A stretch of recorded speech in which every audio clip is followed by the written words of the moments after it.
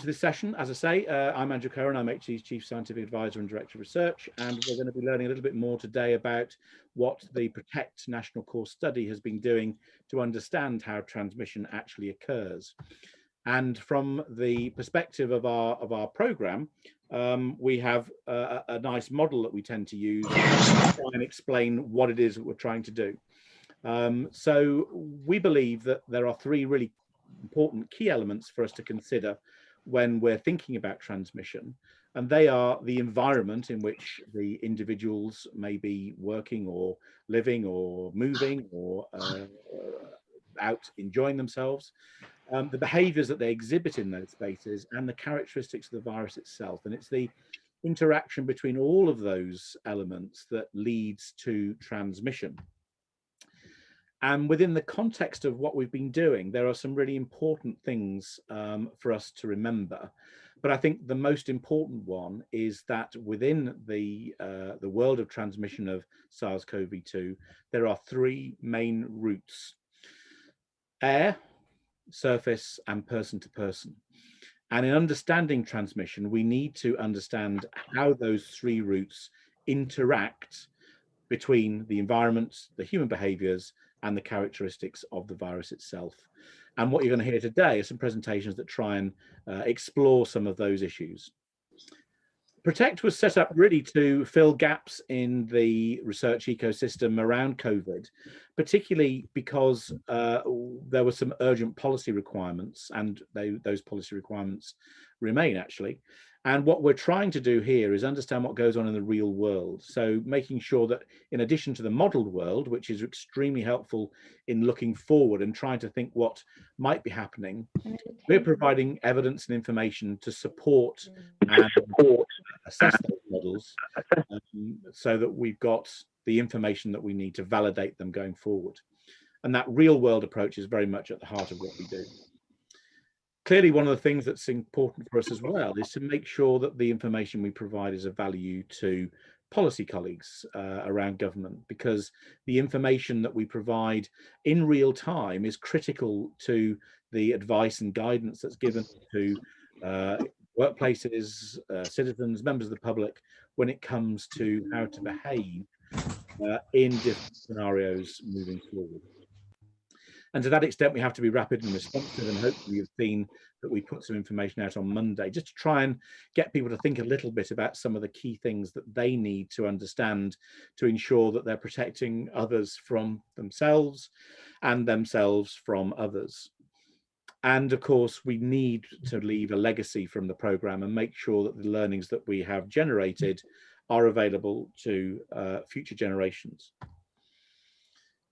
You can see the themes here. I won't go into a lot of detail. We've broken it down into 6 areas, one looking at outbreaks, one looking at the transmission mechanisms, one looking at sector-specific studies, one at experimental insights, all linked by methods and tools, and ultimately trying to determine what actually works. And you'll hear across some of those themes today. We're funded as part of a much larger programme of another 6 national core studies by Treasury until March 22 at the moment, but we're hoping to get additional funding for another year after that as well. We have a very substantial team now delivering this work. We've probably got over 100 researchers now, and those researchers are drawn from 20 academic and government research institutions from around the world, but mostly from the UK.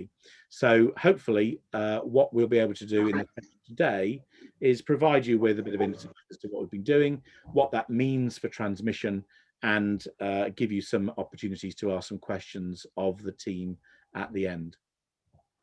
So this is what we're going to hear about today. First, we're going to have a presentation from Elizabeth Brickley and Adana Awuzie from the COVID Out study, looking at outbreak investigations. We're then going to move on to Nick Warren and his agent-based model for looking at risk when it comes to COVID. And then Marty van Tongeren from the University of Manchester will be talking to us about the preliminary findings of the work that he's been doing in some of the sectors. And we hope then to have time at the end for questions and a panel discussion. So that's the plan, and without further ado, what I'm hoping to be able to do now is to introduce our first speakers. So great pleasure to welcome Elizabeth Brickley, who's an associate professor in the Department of Infectious Disease Epidemiology at the London School of Hygiene and Tropical Medicine. Elizabeth's recent work has included a lot of work around the world trying to understand a variety of different infectious diseases, and really pleased that she's able to contribute to this study. And we also have Adana with us. Adana's been working as a medical student and has participated in some of the work that we've been undertaking in this part of the programme. So really great to welcome Adana as well as an early years researcher who's also going to contribute to this presentation. So without further ado, Elizabeth, I will pass over to you. Thank you very much indeed. Well, great. Thank you so much, Andrew. And I'm delighted to be here with you all today and to talk to you about the COVID-OUT study, so COVID-19 outbreak investigations to understand workplace SARS-CoV-2 transmission in the UK. So thank you for the introduction, Andrew. Good afternoon, everyone. So today I'll be presenting the COVID-OUT study, which is a part of the PROTECT COVID-19 National Core Study on Transmission and Environment. So this national core study in particular is divided into 6 themes, which are coordinated by a host of governmental agencies and academic partners. The COVID-OUT study falls under theme 1, which is Outbreak Investigations. So COVID-OUT, Outbreak Investigations to understand transmission. The overall aim of this study is to understand coronavirus transmission routes and risk factors through investigation of outbreaks in a range of occupational settings. This is a multi-agency approach, as detailed by the objectives below, whereby rapid response teams are deployed to investigate workplace outbreaks. This method is standardized, and teams can be sent whenever and wherever a workplace outbreak occurs to collect data for analysis. So at present, the first 2 objectives have been more or less completed, and our primary focus is now on the 3rd objective, which is identifying risk factors for SARS-CoV-2 infection among workers. And once we have enough sites, all this data will be pooled in order for analysis to answer these research questions. So Public Health England and the Health and Safety Executive undertake daily monitoring for workplace outbreaks. And for this study in particular, we prioritise large workplaces with attack rates of at least 5%, so coronavirus infections among workers, between December 2020 and July 2021, so about now. Excluded from the study include workplaces such as hospitals, prisons, and restaurants. So sites under investigation at the moment include office settings, distribution centres, manufacturing plants, whether that be food or non-food plants, and also public admin and defence, so sites such as police stations. So in order to recruit for this study, we obviously first have to identify a workplace. And once that has been notified, the Health and Safety Executive recruits a company by providing information sheets, and they obtain consent in order for the rapid response teams to access the company site for data collection and environmental surveys. Meanwhile, we also work with the company to recruit workers from their firm and provide them information and obtain consent so they can join the study. So once the recruitment stage has been completed, we can then move to data collection, i.e. the rapid response. So in the first week, environmental assessments are undertaken, so looking at ventilation, air samples, surface samples, and also then also do biological assessments, so nose swabs and throat swabs as well, including and another biological assessment includes blood samples for a paired antibody test, which the second of which is completed in later weeks, and a baseline questionnaire is also given to participants. In weeks 2 and 3, more nasal swabs are provided to participants only if they haven't tested positive for COVID, and follow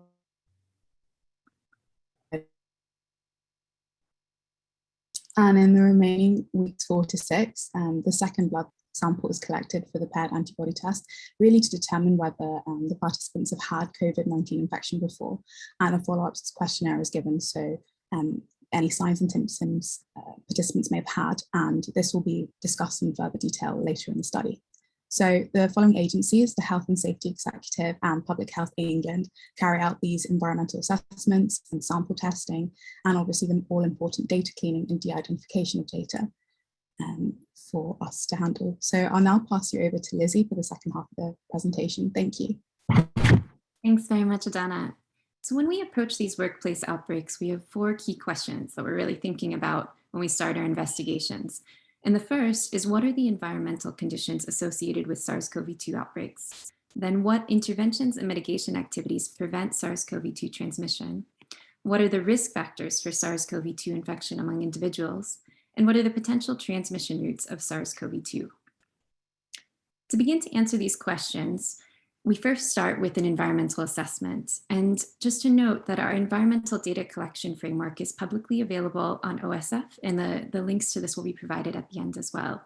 And what happens is that whenever our team goes on site, our rapid response team, which includes occupational hygienists from the Health and Safety Executive, is that they want to work with the company to start to gather some really high level information about the environment. And so first they look at the site itself. And so considering things like the size, the number of buildings, the layout of workers within the buildings, environmental conditions like temperature and humidity, and also thinking about things like worker density in different zones.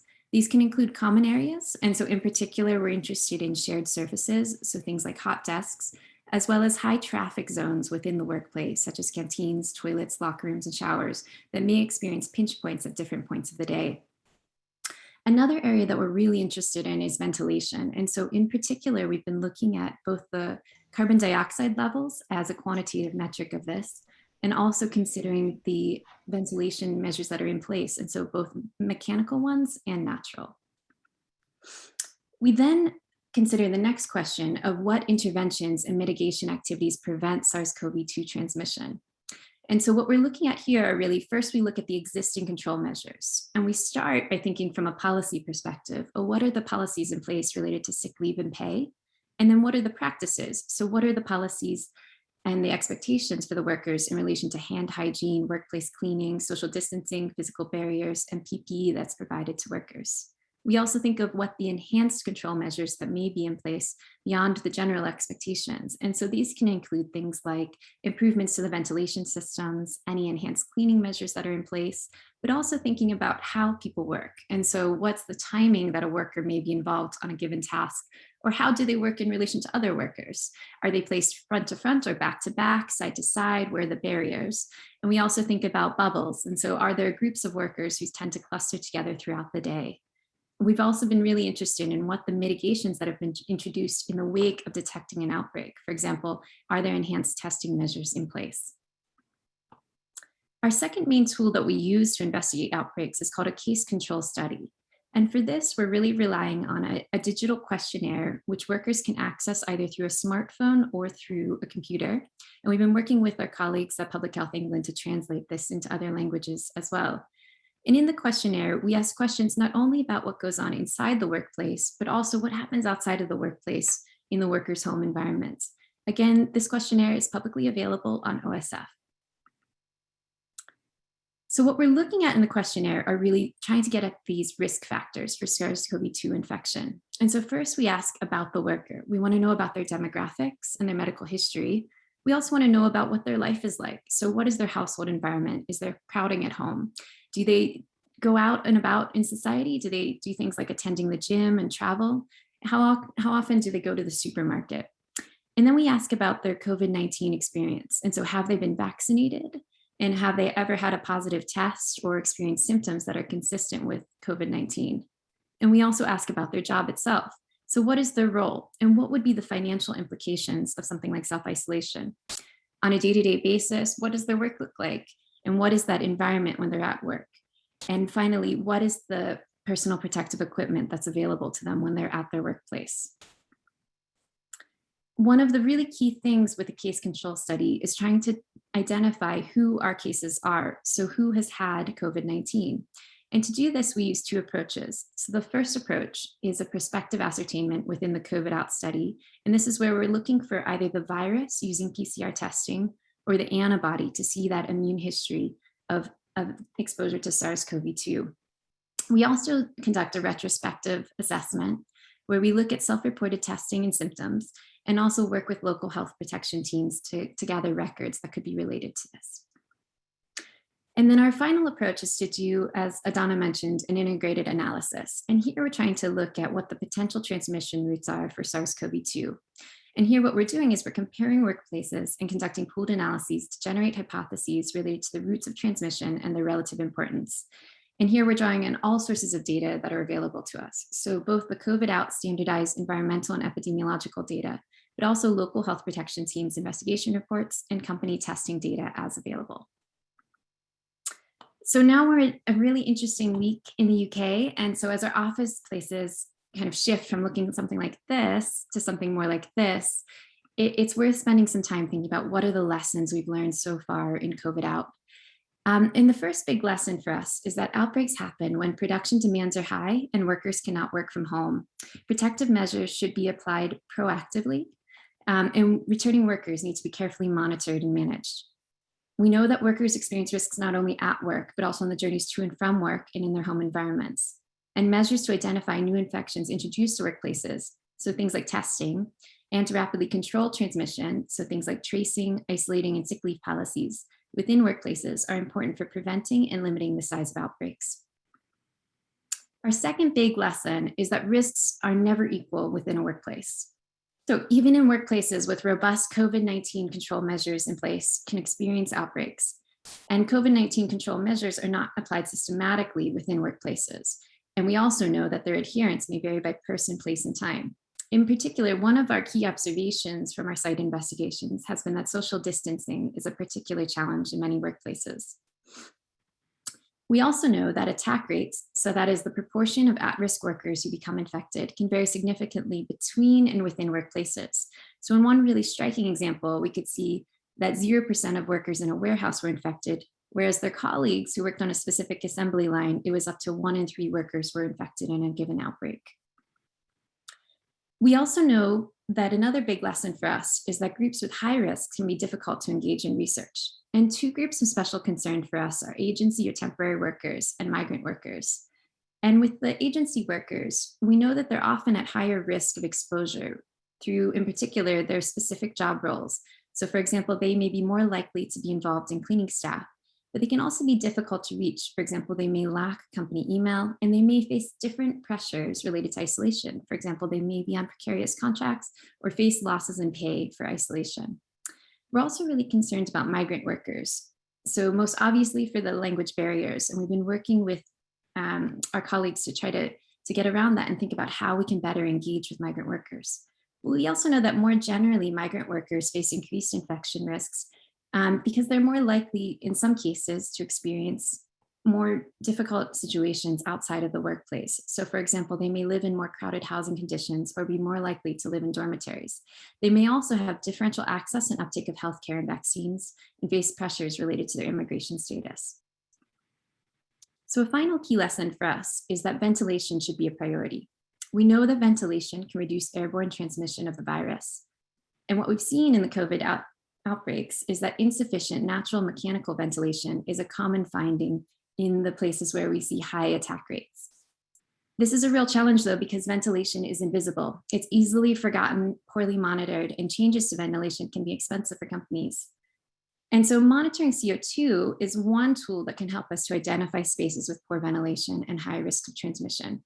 We know that carbon dioxide levels are a proxy for exhaled air, and monitors can be a really cost-effective tool to identify areas with inadequate ventilation. But it's important to bear in mind that monitoring CO2 does not directly mitigate COVID-19 risks. So once an area is identified, it's really important that companies then follow up with further interventions to improve that ventilation. And finally, so as we kind of look forward with these studies, one thing that's really important to us is public engagement. And we view this as a two-way process of interacting and listening. And our goal is to adapt the research to reflect perspective and concerns of the public related to staying safe in workplaces, the lifting of restrictions in step 4, and what it's like to participate in research like COVID Out. And so please do be in touch if you're interested in learning more or getting involved with this research. And so to wrap up, as a real-world observational study, COVID Out brings strengths and limitations. It provides critical evidence in the near term to inform the national COVID-19 response and offers a unique breadth and depth of standardized data collection. But we also face challenges, in particular in responding rapidly and achieving a high participation rate in the studies. We also face an evolving epidemiological landscape due to changes in vaccination and also the emergence of new variants of concern. And we're continually adapting to new outbreak settings and new policies.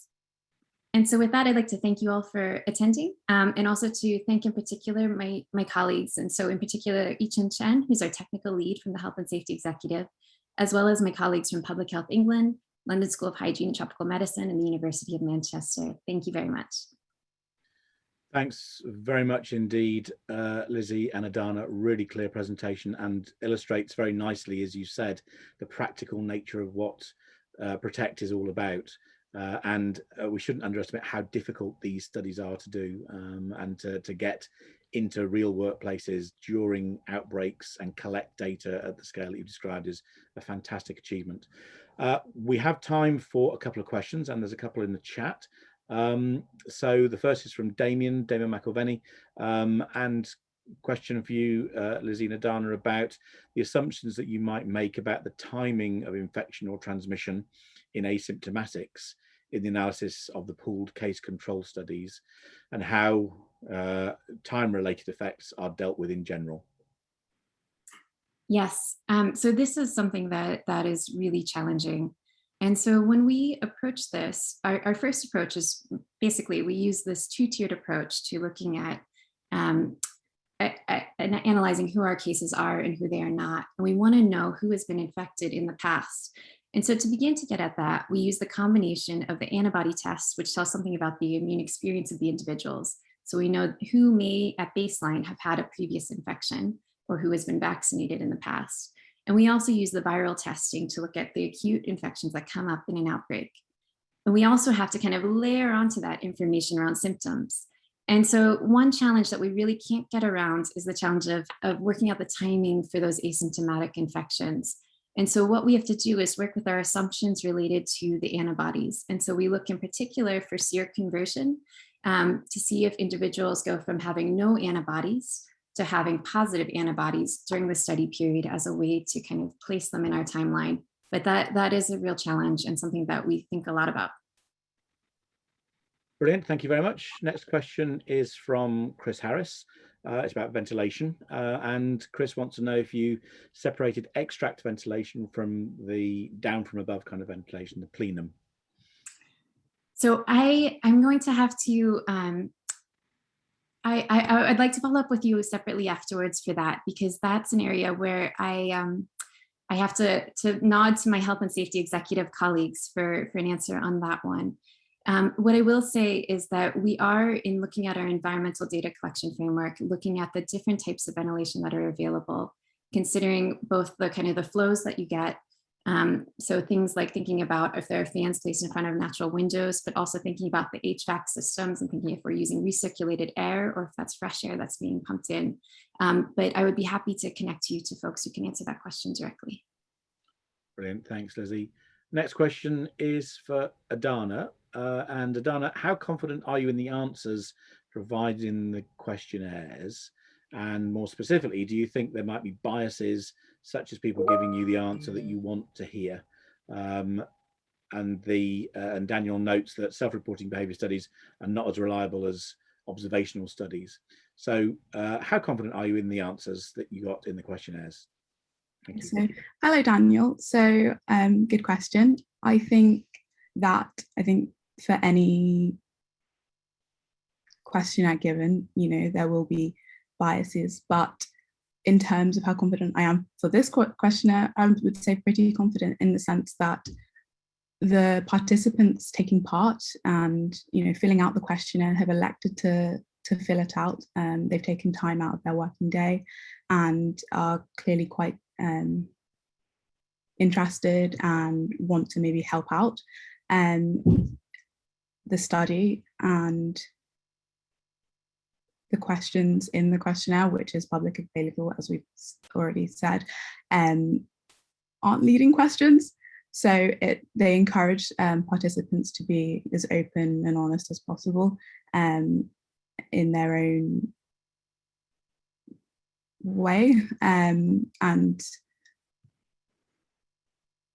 no, I would say I'm fairly confident, and I think with any study that anyone conducts, there is always the potential for bias, but everyone in their studies have ways of mitigating against this. So that's my answer to you, Daniel. Thank you. Thanks, Adana. Lizzie, I don't know if you want to add anything to that as well. No, I think one thing to bear in mind is we really are thoughtful in our approach to working with workers, and we want to make sure that we don't jeopardize in any way their relationship with their employers and to put them in a position. And so we take really kind of extraordinary steps to preserve the confidentiality and to de-identify at every process, and so that the workers' information is separate from what's provided to the employer, although we do feedback findings in order to implement public health responses. We want to make sure that we aren't biasing the study by kind of any perceived risks about lapses in confidentiality. And time for a couple of very quick questions. So the question from Hilda about talking to union safety reps in the workplaces. Is that something that we do? Yeah. So that is something that we are very, very keen to do, and we are just starting on that process. So that was one of our lessons learned, actually. In the first few outbreaks, that wasn't something that we had done, and now it's something that we're shifting, really putting a lot of energy towards moving to doing that. And we think it's vital to speak to the trade union reps. Thanks, Lizzie. Totally agree. And from Gavin, is there a guidance on what is considered good ventilation in regards to litres per second per person in a large-scale manufacturing environment where people are working on a production line at a fixed pace? If I can come in there is guidance, and it's just been updated this week, I think, on the HC website, and also CIBSE have some excellent guidance in this space as well. So probably that's the best place to start. And if there are sort of any gaps in that guidance, very happy to for you to contact us, and we can see what we can do to provide any additional information. Excellent. Thank you very much indeed to both Lizzie and Adana. Really clear presentations and set us up well for the session. So let's move on now to Nick Warren. So Nick is a principal statistician and epidemiologist at the Health and Safety Executive. Nick's got loads of experience at looking at human health and exposure data to understand risk more effectively, published extensively in the theory in this area, and has been working on developing with colleagues an agent-based model, which Nick will now tell us about. So Nick, over to you. Good afternoon, everyone. Thanks very much, Andrew. Let me just move over, hopefully.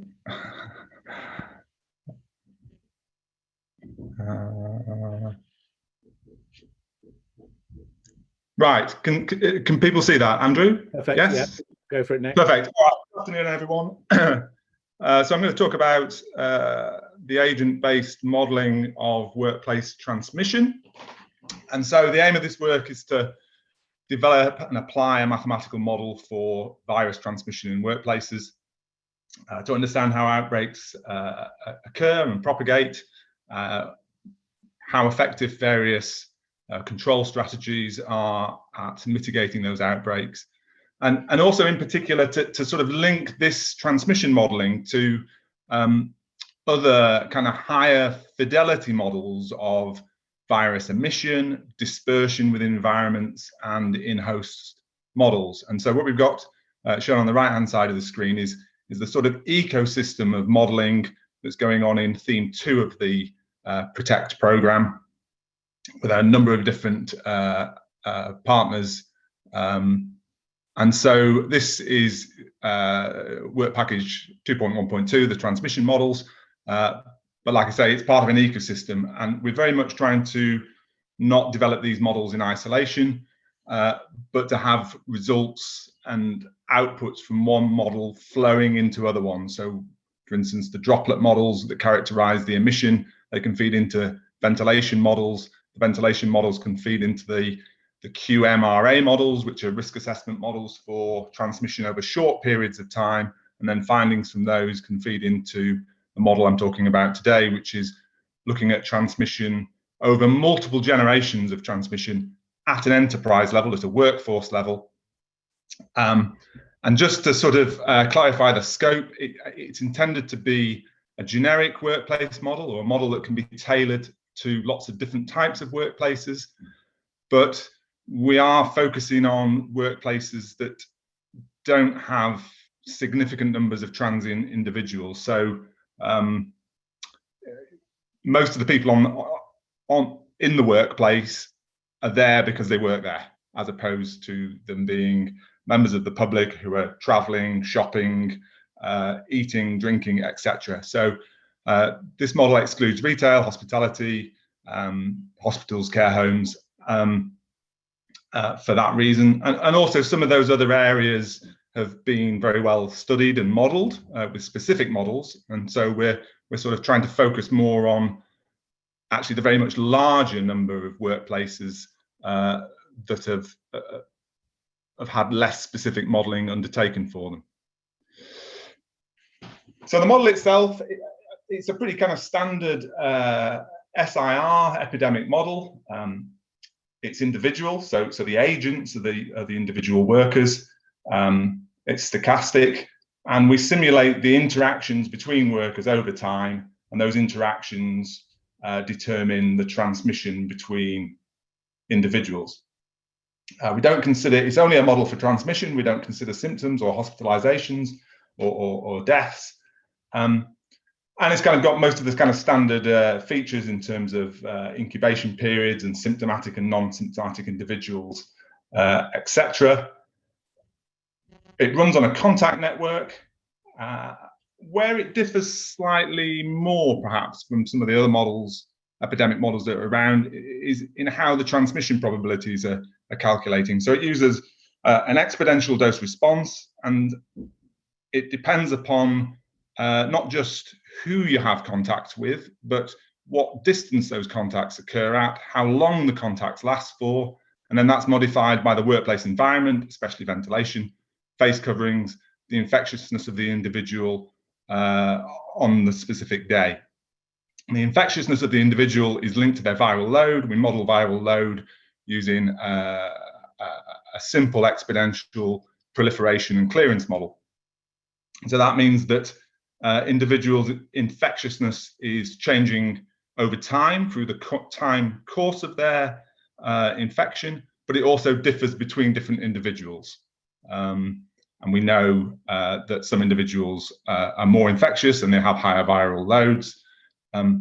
One of the extensions that we hope to do in the near future, and this links to one of the other work packages in theme 2 of Protect, is to have a more comprehensive sort of in-host viral dynamics model. That, because at the moment we're linking viral load to infectiousness, but there's a step in between that, which is sort of exhaled virus or shed virus. We're gathering data in Protect on that through in-mass sampling, and also I think through the human challenge studies. And so we want to use that information to improve that aspect of the model. The contact network. So the contact networks, see an example of one on the right. The nodes are the individual workers. The edges are that depict that those workers have contact between them. We actually use 2 contact networks. So we use one contact network for short, close contacts under 2 meters, where transmission is predominantly via large droplets. And then we have a second network, which is for medium proximity contacts, ostensibly kind of 2 to 5 meters, where the primary route of transmission is going to be finer aerosols. And then we weight the edges in the contact networks by the cumulative daily duration of contact between that pair at that distance. We've got multiple networks for different days, and so we shuffle the networks to simulate changing contact patterns from day to day. And obviously in some workplaces, contact patterns might vary a lot day to day, and in other workplaces, people are doing very much the same thing in the same place, in the same proximity to the same workers each day that they're in work, and there'll be less day-to-day variation. In terms of data sources for this, so we've got a number of different data sources. I think it's fair to say none of them are as good as we would like. We're making heavy use of some high-resolution pre-pandemic office contact data that was collected using wearable tags, and that gives us close contact, medium proximity contact, the duration of those, and then we have some other data, some other data sources. There's quite a lot of data from contact surveys, but I think one of the key things there is they only give a partial picture, because they only typically ask, or maybe always ask, about close contacts rather than contacts over sort of greater distances or proximity events over greater distances. And usually also they don't include the duration, information on the duration the contacts lasted for. And obviously in a workplace, there's a lot of variability in workplaces, perhaps more so than in a household. So you encounter the same people in your household each day, and you're going to have a lot of contact time with them, both close contact and contact at 3 to 5 meters, etc. Whereas in the workplace, it's just workplaces are incredibly variable places. So there's a lot more variability there. And then the fourth data source, which I've highlighted, is a new study that is being just about to come online within Protect, that's going to collect this high resolution data using ultra wideband wearables. So that'll collect distance, duration, and the location that the contacts occur within the workplaces, coupled with a survey that gathers information on workers' attitudes and workplace controls to try and understand how they influence contact behaviour. And this will be done in multiple workplaces, but the data aren't yet available to us. So in terms of model outputs, one of the good things about these models is there's a huge array of model outputs that can be extracted from it. So those are both at the workforce level and at the individual level. And I'm just sort of showing some examples here. And I think probably the most important thing to take from it is the highly stochastic nature of the outcome. So all of these simulations here are for the exact same scenario, if you like, the same conditions, the same transmission parameters, the same contact patterns, etc. And what we're just seeing is the kind of stochastic variation following the introduction of a single seed case into the workplace. And so we see in the middle one, in terms of the outbreak size, that you can get lucky and introduce an individual who's infectious, and they won't infect any of their colleagues, or very few of their colleagues, and nothing much happens. But equally, certainly under the conditions depicted here, you could introduce a case and have, if it was not mitigated, if mitigating actions weren't taken, you could have a outbreak that goes through the majority of the workforce. And so you can be lucky for quite a while, but there aren't just single introductions of infection into workplaces. Over time, it's going to be introduced multiple times, and so eventually, your number is going to come up, as it were, at a workforce or workplace level, and that outbreak's going to occur.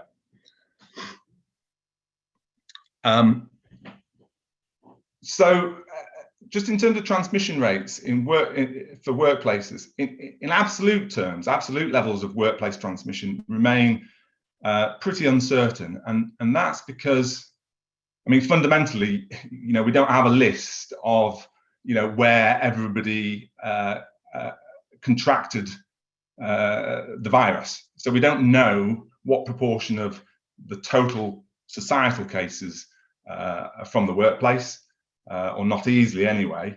And in any case, it's likely to vary very substantially between different workplaces, both between different sectors, but also different workplaces within the same sector. So our approach has been very much to sort of try and determine a plausible parameter space for rates of transmission at the two distances per unit time, if you like, and determine that credible space using various available information sources, in particular secondary attack rates, both from specific workplace outbreaks, but also the secondary attack rates of workplace contacts that are reported through UK test and trace. So we've using that, we've defined a plausible region for the transmission rates per unit time. If we then feed those through the model, what we get on the right-hand side is a sort of depiction of what the overall workplace level of transmission is in terms of a workplace reproduction number, if you like, which is the y-axis, and then the proportion of the transmission that's due to the medium proximity contact. And I think the critical thing to take from this figure is, with these contact patterns, and I must emphasize that, it would be very difficult you'd be unlikely to get an outbreak. And if you did get an outbreak, it would be small scale, unless the majority of transmission is occurring via fine aerosols, via contacts that are greater than 2 meters in terms of separation, or alternatively, there was widespread fomite transmission as well, which isn't explicitly considered by this model. And so I'm going to present some results relating to control and mitigation strategies. And essentially, we've explored the blue parameter region, and I'm going to show some results that relate to 2 particular points in that parameter space. So one is a kind of high level of overall transmission that's predominantly occurring via fine aerosols and is to do with the sort of medium proximity contact. And then the second set of results that I've picked out relate to a lower level of transmission that's primarily via the short proximity contacts and larger droplets. So these are the different control and mitigation strategies that we've evaluated.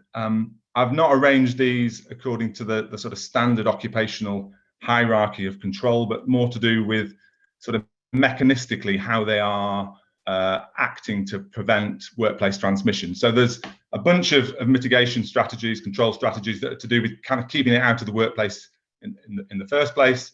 Then there's the ones to do with sort of workplace social distancing, which is cutting down on the frequency of opportunities for transmission to occur. And then the third category, which I've put vaccination in as well, relates to reducing the transmission risk between individuals when contact does occur between them.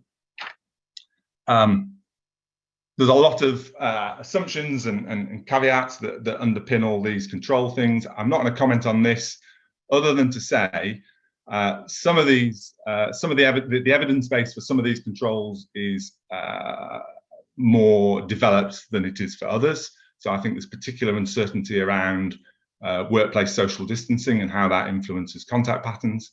And I think the other thing is that these are all sort of idealized control scenarios. I mean, there's almost an infinite number of variations on each of them in terms of the frequency with which you perhaps test people, which days of the week you test them, where you test them, etc.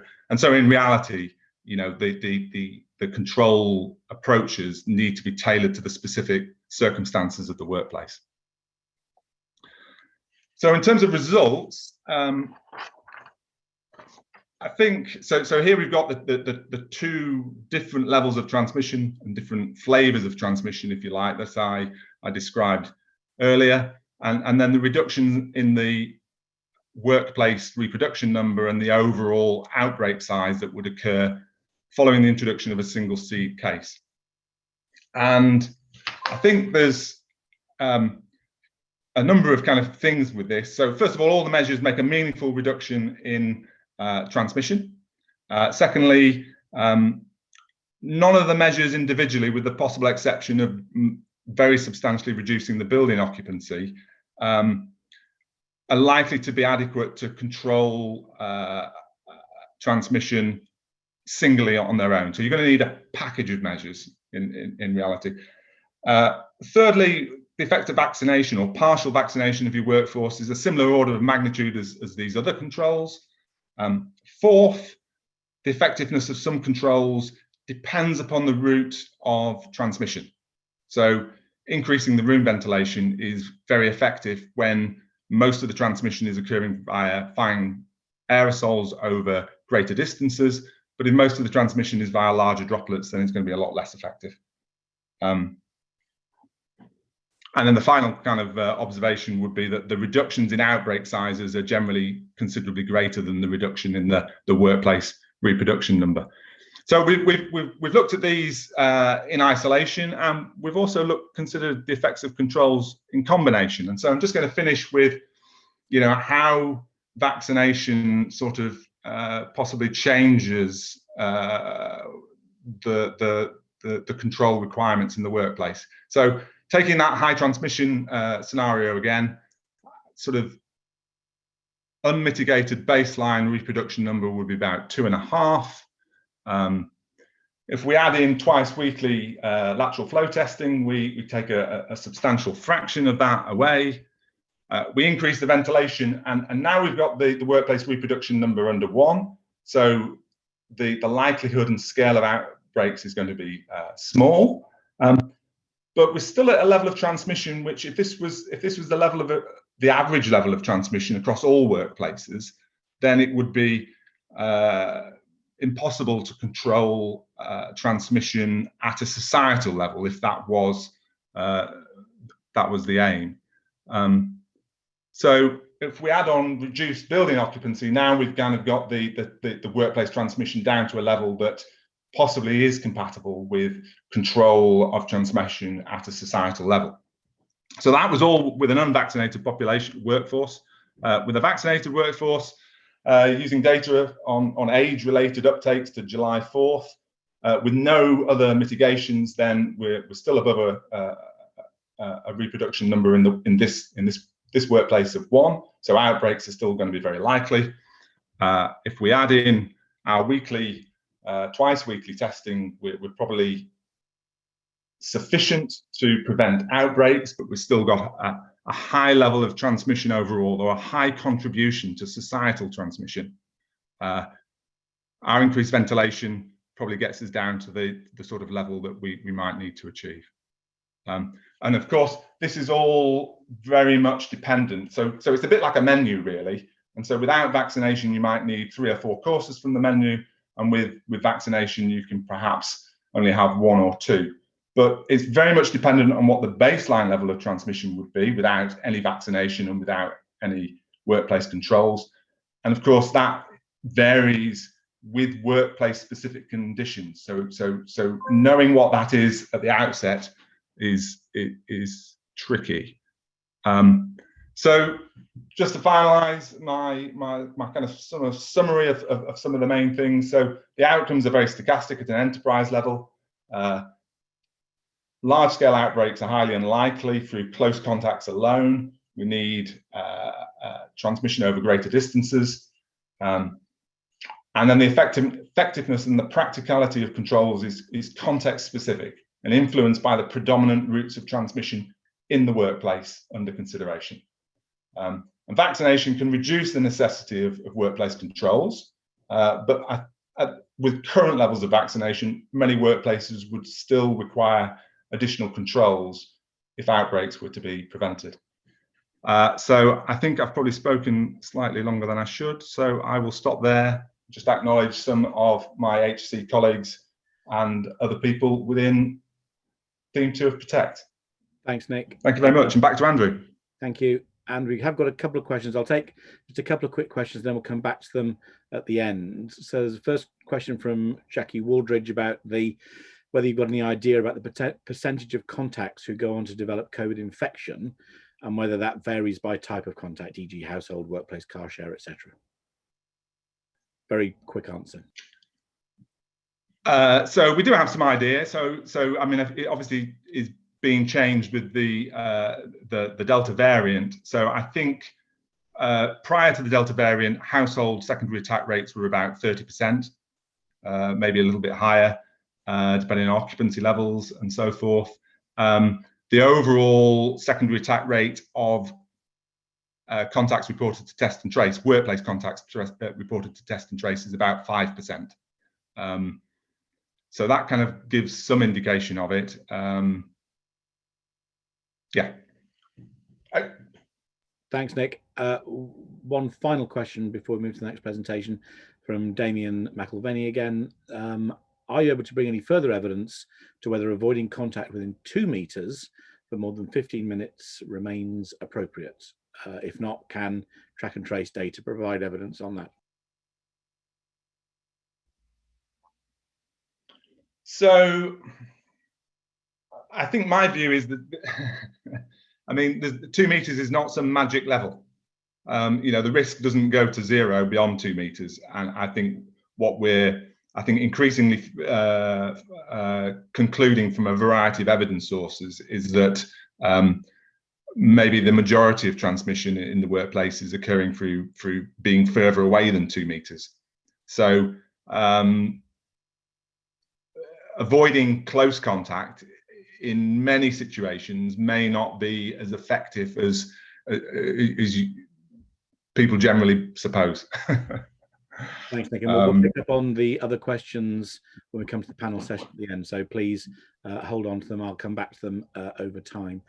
Thank you very much indeed, Nick. Really great presentation, and demonstrates, I think, the opportunities we have to test some policy options before actually implementing using the evidence base you described. Okay, let's move on to Marty. Marty, many of you will know, I'm sure, Professor of Occupational Environmental Health at the University of Manchester. I won't give it the number of years, but lots of experience in occupational and environmental exposure assessment and epidemiology, and great pleasure to have him leading one of the themes in Protect. So Marty, over to you. Thank you very much. Thank you, Andrew. I'm unable to share my screen at the moment, unfortunately. So it says host disabled participant screen sharing. So okay, so hopefully our colleagues from Manchester can help us with that. And we'll get your screen available to everybody. There we go. Thank you. Can you see that now? Okay. Well, thanks, Andrew. Thanks for the introduction, and thanks for organising this session, and also kind of organising the whole Protect study, which is a fascinating kind of collaboration and piece of work. So I'm delighted and very honoured to be involved in that. So I'm presenting some findings that are part of theme 3 of Protect, which is about kind of work-related risk and sector-specific investigations.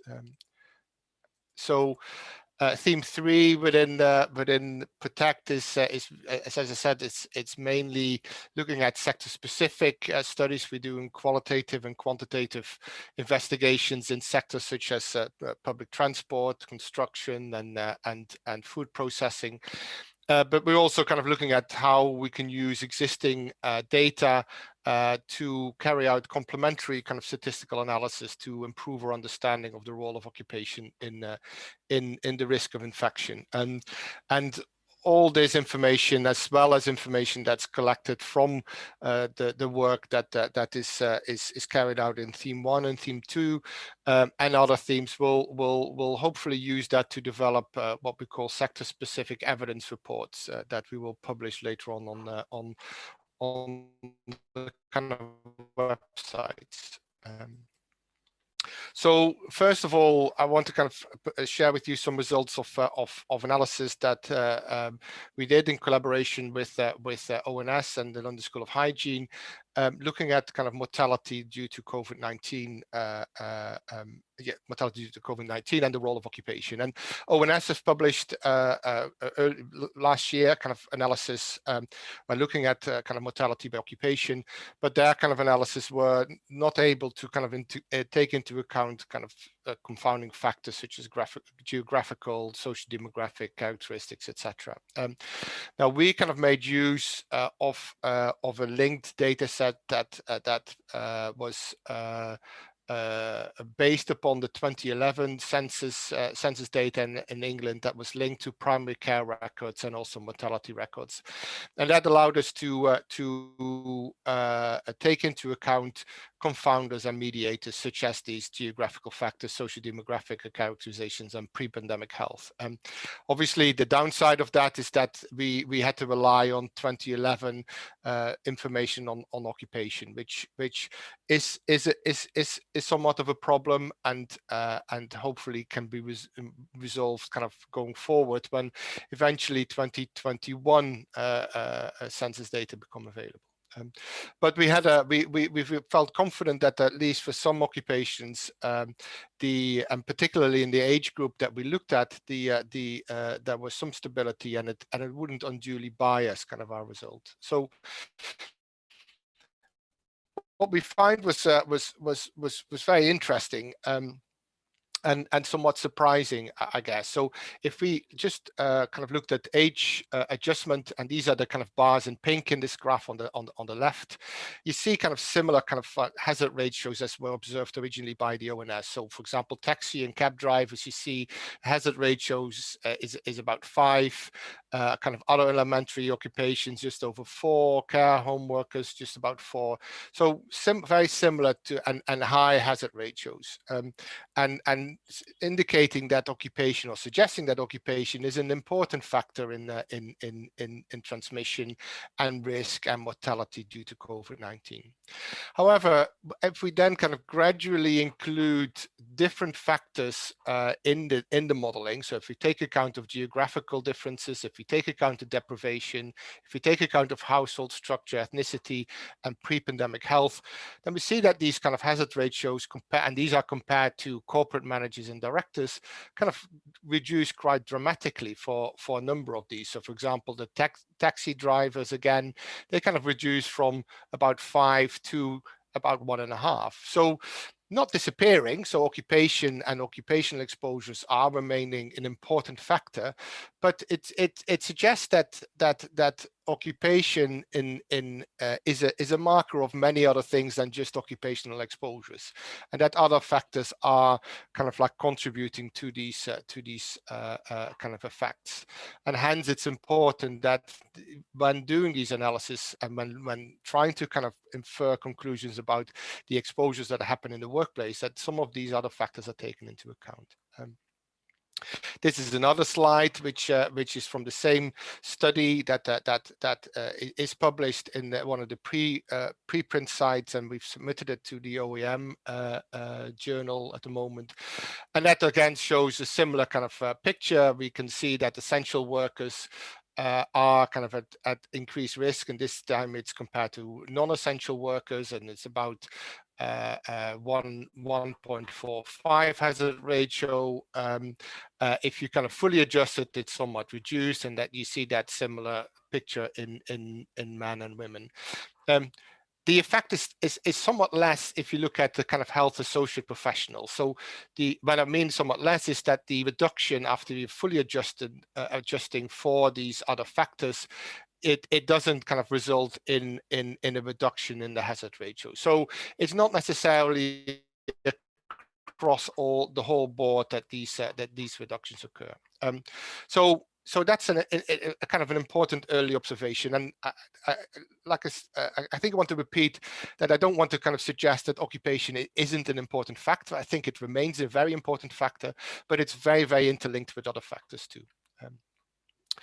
Next, I want to kind of share with you some information and results we had from some sector-specific kind of investigations. And some of these results, some of the results that I'm presenting was also kind of presented yesterday in a session on transport.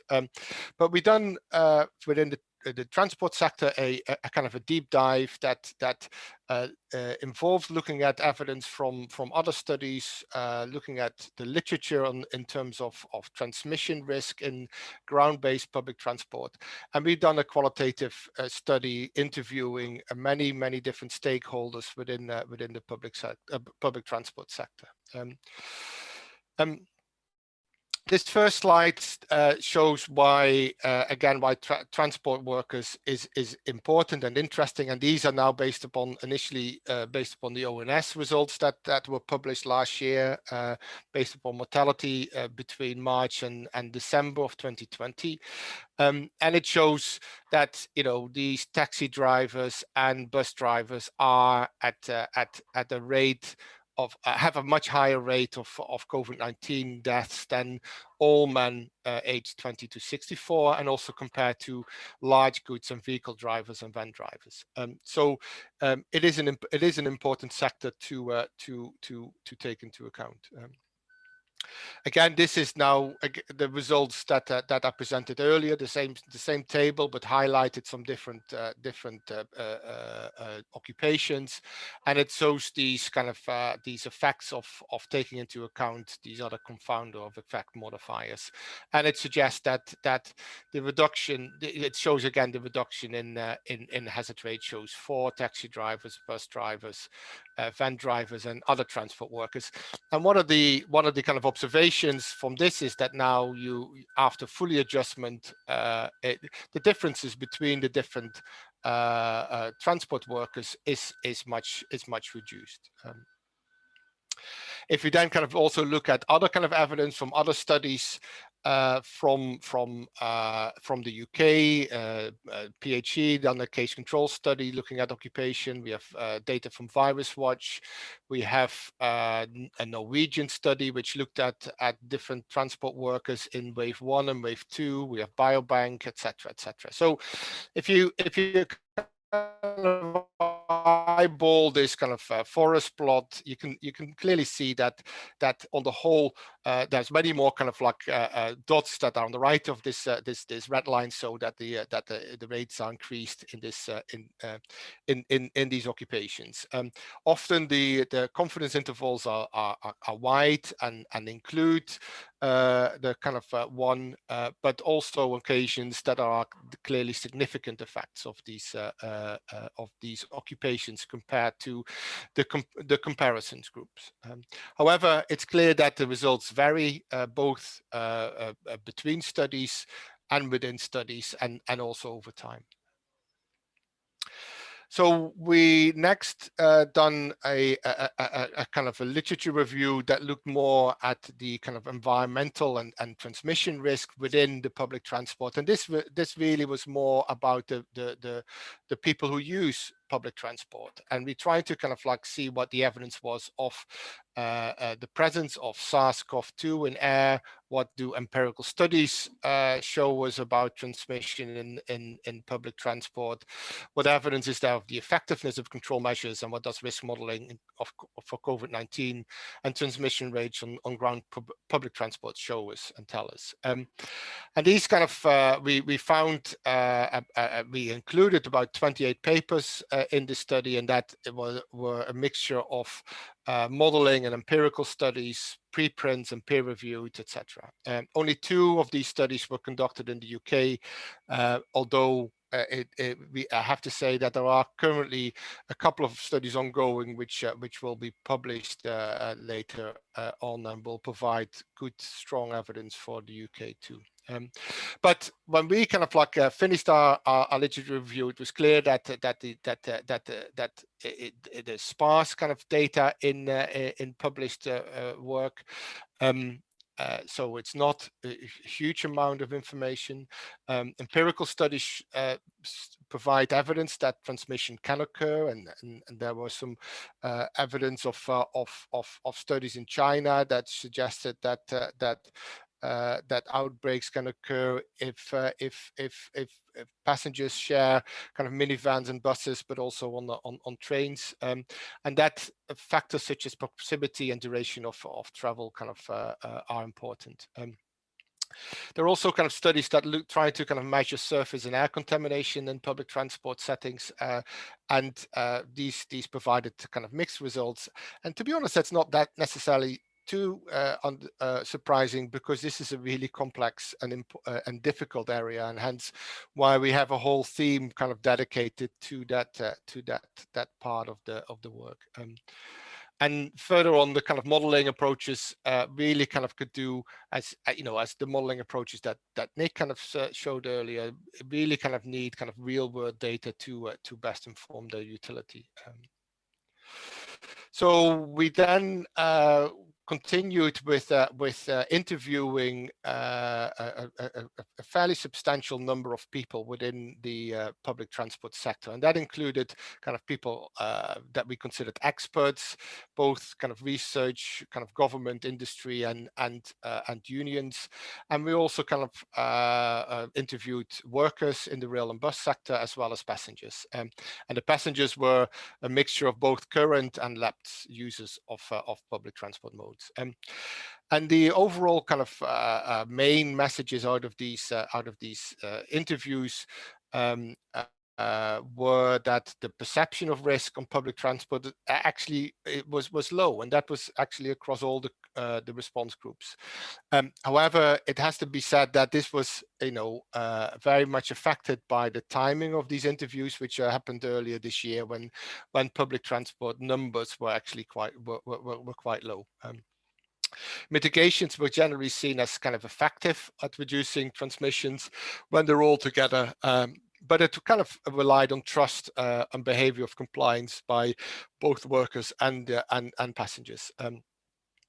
And enforcing some of this is very difficult, and I think particularly kind of some of the employees felt that it was often difficult for them, and they felt not in the right place to try to enforce these measures when they kind of observed passengers not adhering to some of these behaviors. And we're lacking kind of objective data, so that was still an issue that was brought up by many of the people that we interviewed. So we're lacking objective data about effectiveness of different mitigations in isolation and together, and particularly when passengers number kind of rise and social distancing will reduce, it was really kind of unknown by the people that we interviewed what the consequences of this may be. Okay, so that was some of the work that we've done in the transport sector, and the work that's still continuing. We've also kind of have another focus on the food processing sector, and we basically want to kind of look at what are the workplace factors and workforce characteristics that are associated with risk of COVID-19 among the workers. And again, we're making use of various sources of information, literature review. We have our own kind of, we're developing and implementing a survey in the sector, which includes both quantitative and qualitative tools, and we'll hopefully make use of some of the information that's made available through the COVID Out study that involves some of the food processing sector, as well as the analysis that some of the analysis that are presented before, and this will then feed into the kind of sector specific reports that we presenting. So we're there at the moment. We've done we carried out a baseline survey in 3 subsectors of the food processing sector, and asked some basic information that includes the number of workers tested positive, as you can see here on the right, and that varies somewhat between the different periods. But really, kind of, we want to kind of soon starting with follow-up surveys that include, and in that telephone survey with the companies, stakeholder interviews across the sector, and also kind of questionnaires of workers, and then again a further interview later on of a subsample of these people, so of our participants. So quite a lot of work planned in here over the next coming months. And one of the interesting thing about the food sector actually is this apparent kind of contradiction when you look at some of the results that are currently available. So on the left, again, the kind of forest plots, and you may not see the text, and I apologize for that, but really kind of like it shows a similar kind of plot that I shown earlier, based upon data from studies that have been published. So it includes a PHE case control study, it includes Biobank, it includes the Californian excess mortality study, and the kind of ONS mortality study that we've carried out and reported on. And the main kind of message here is that apart, I think, from the excess mortality study in California, where they did demonstrate that pandemic mortality in food processing workers is higher than pre-pandemic mortality, and that was raised by about 40%. Other kind of studies didn't really show much support for an increased risk of mortality or infection or disease in food processing. Now, on the other hand, we have some results that were published by Yichin Chen from the Health and Safety Executive, based upon UK outbreaks data. And the table on the right shows that the top sector really is the manufacturers and packers of food, where the outbreak rate, and that is the number of outbreaks in the facility per 100,000 facility, is much larger in the food processing compared to other kind of facilities. And that's an interesting kind of observation, and something that we haven't really kind of understood yet why that is. It might be that there is some differences in terms of coding. I mean, the table on the right is based upon industry coding, while the table on the left is more about occupation, and that might cause some of the differences. So there are a number of reports in food processing in COVID outbreaks, mainly in the US. So hence, it's an important kind of area. As I mentioned, food had the highest outbreak rate. Published studies of mortality and infection, on the other hand, generally do not show an increased risk, and we still need to kind of really kind of investigate that further. And we're planning a number of further investigation that hopefully shed some lights on this. So finally, then, some observations from my part, and I think this is also something that's come out of other elements of PROTECT, is that transmission is a continuous risk.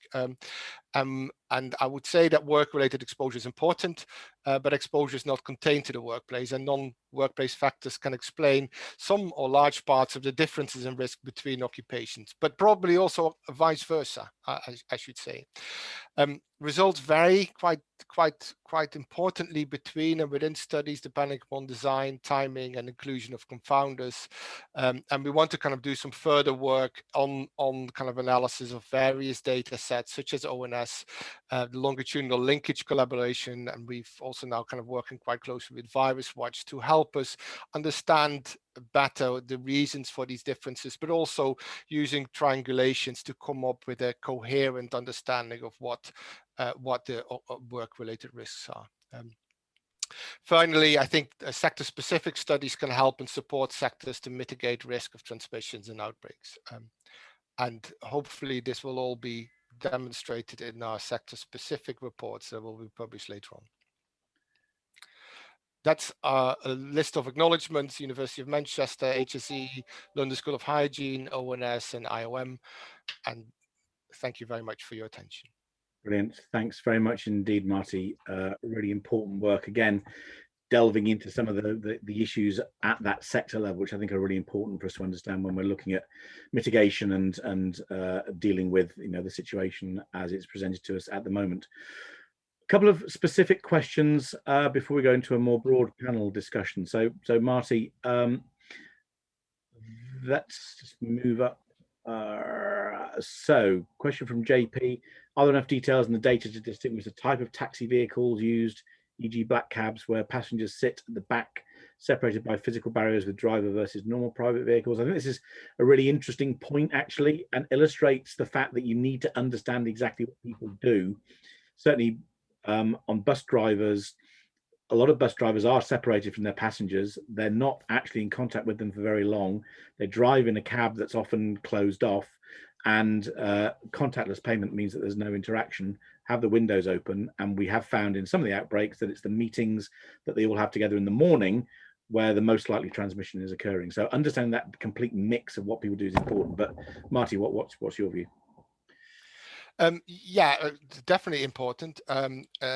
Unfortunately, there's some of the existing data sources that we use don't have that level of detail, and often we're very pleased if we have an occupation included in some of these analysis.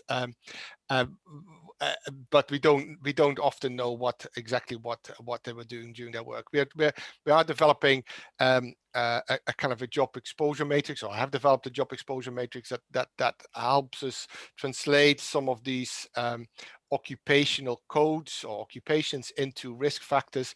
But again, generally, when you're looking at ONS data, mortality data, that level of detail is not available. And hence, I think it's important to have these combination of studies. Thanks, and totally agree, Marty. Question from Chris Harris about food manufacturing, suggesting that they take place in slightly over atmospheric pressure environments, which prevents the ingress of dust and bacteria. And Chris suggests that must lead to turbulence around workers and other effects. Also, high risk to low risk air movement is common, and the majority of workers work in this low risk area. Do you think it's worth detailed investigation?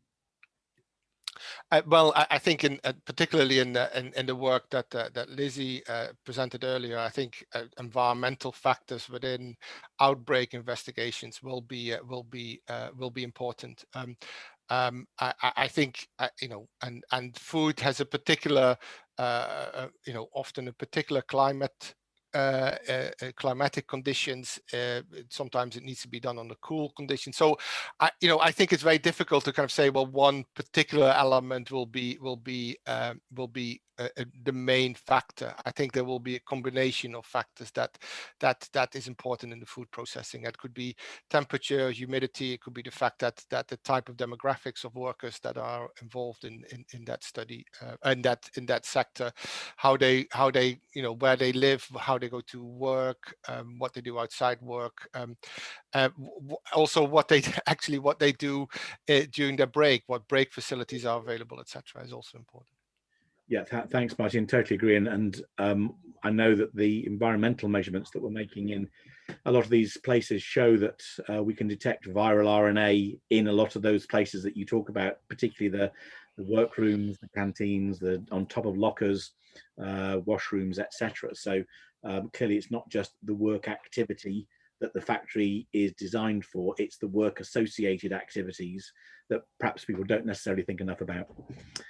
Excellent. We might pick up some specific questions as we move into the sort of more panel discussion, but if I could ask all of the panel members just to switch themselves back on in relation to cameras, and we'll have a more general kind of discussion, because I think there's been some really interesting questions raised throughout the morning, and clearly there's been a bit of a focus on work.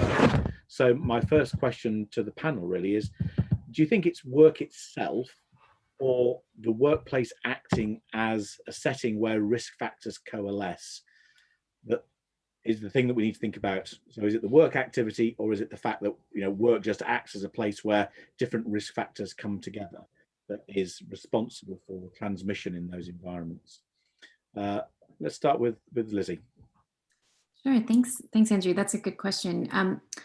I think you're right that it's a place where risk factors come together, in that particularly, especially when we were in the lockdown periods, it was one of the places where we had people physically meeting and bringing with them the exposures that came from the rest of their lives together.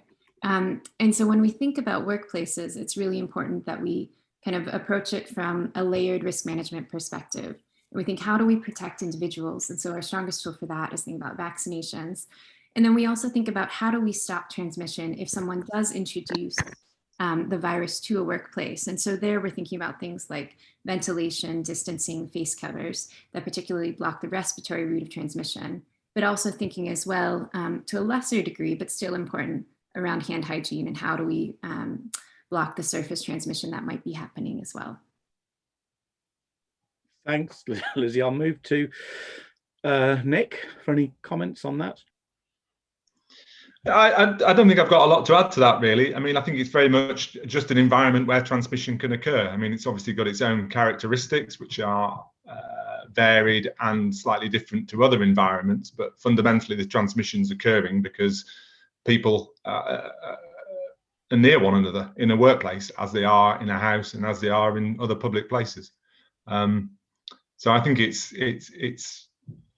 an environment where the same issues are taking place in a slightly different way with relation to transmission.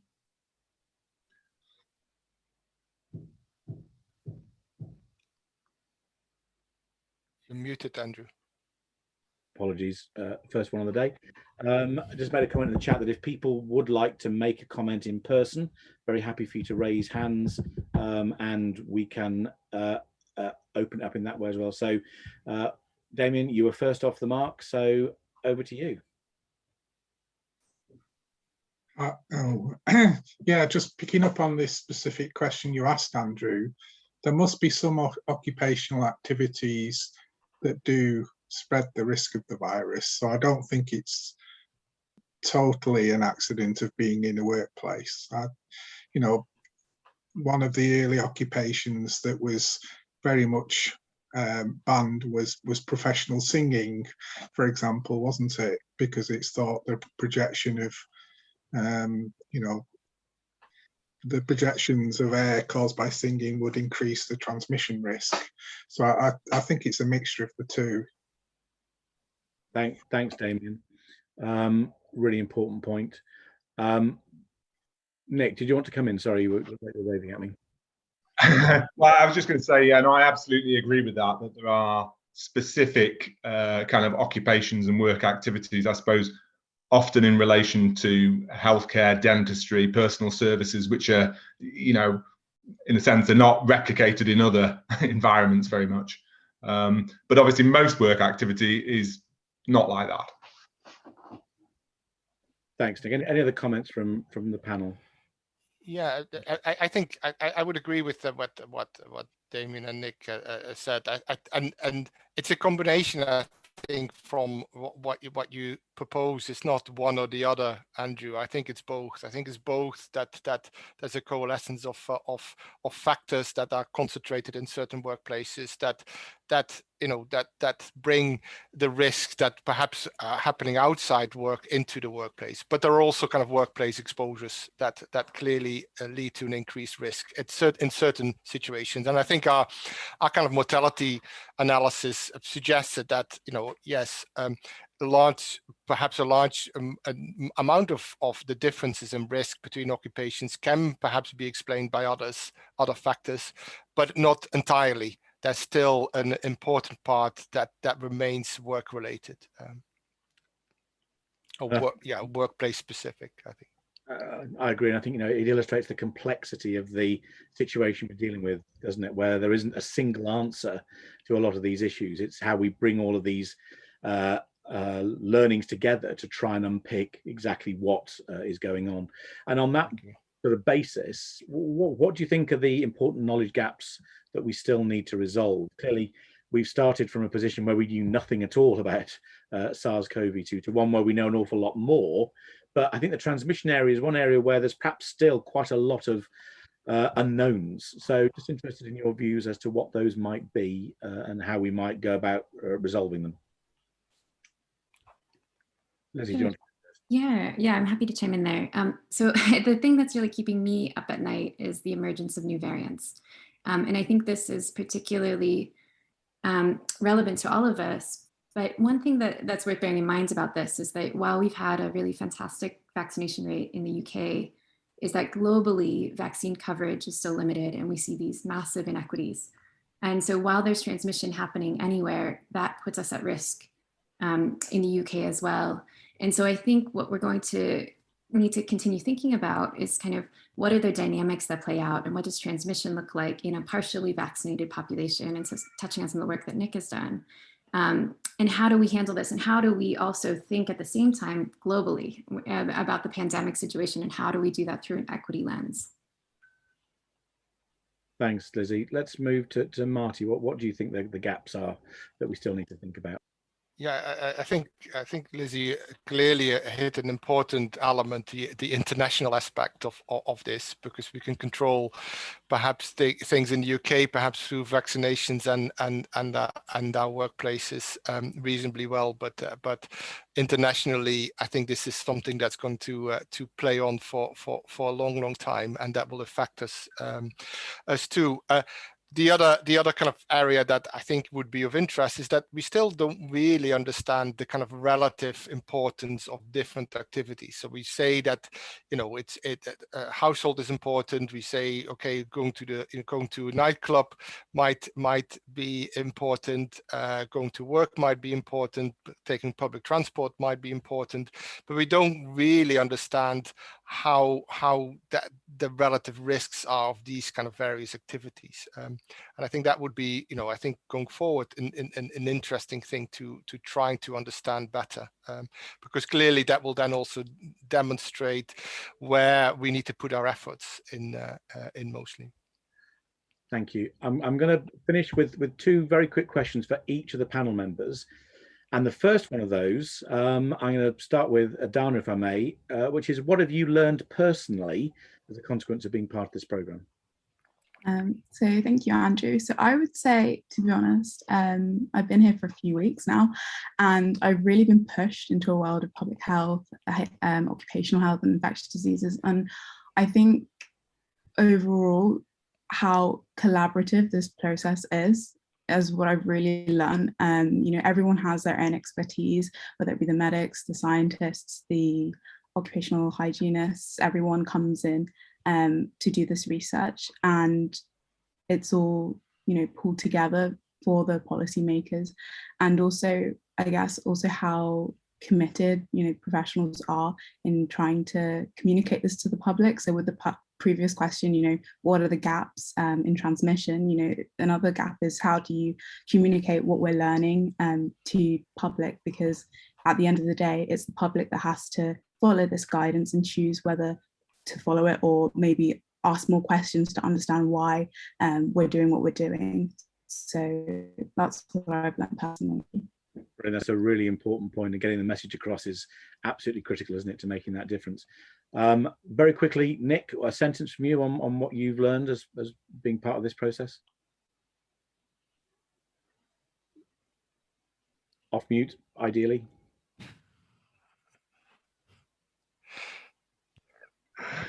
Yeah, to unmute yourself at the right time. Well, an enormous amount. I mean, I think, infectious diseases have not hitherto been a major topic for occupational health research, I think. And so there's a huge community of scientists that have had relevant skills and expertise that have translated that skills and expertise to a sort of new area in response to a huge challenge. And so I include myself in that group. And so we've learned an enormous amount, all sorts of different levels about the, you know, infectious disease transmission and epidemiology, which at a kind of personal level is very rewarding. Thanks, Nick. We're out of time, but I noted one really important question, which I'll finish with, which was from Conrad, saying, how is the Protect research package being evaluated, and what does success overall look like? And I think success overall for me means that when the next pandemic starts, we aren't starting with a blank piece of paper, which is what we were doing really when we picked up the mantle from Sir Patrick Vallance to start this work. We didn't know a huge amount, if anything at all, about how this was being transmitted. And we're now at a situation where we're able to provide simple, practical advice. So for me, that's our step on the journey to success. but leaving something as a legacy product that will enable people to move more quickly, perhaps, on this, I think is really, really important. So with that, thank you very much indeed. Thank you to all the speakers. It's been a really, really interesting session, and thank you for your interest in the Protect programme. There have been other sessions, I know, over the course of the last couple of days, and I'm speaking again on Friday at the last session. So please join us for that. And with that, have a great rest of the day. Thank you very much indeed.